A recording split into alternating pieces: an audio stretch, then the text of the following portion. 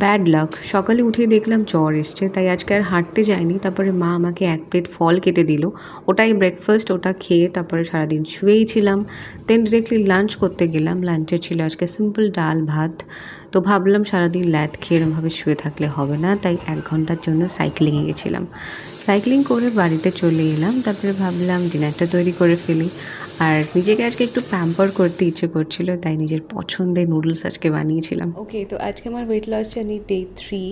But আজকে তোমরা content সেরকম কিছু পাবে না, কারণ আজকে আমার সকাল থেকে জ্বর ছিল, যার জন্য আমি সকালে হাঁটতেও যেতে পারিনি। তারপর বাড়িতে এসে সেরকম ভালো ব্রেকফাস্টও করতে পারিনি। আজকে খুব সিম্পলের ওপর দিয়ে গেছে। আজকে আমার শরীরটা ঠিক সাথ দেয়নি। আর কাল থেকে আবার রেগুলার ভিডিও আসবে, যেরকমটা আমি করে থাকি।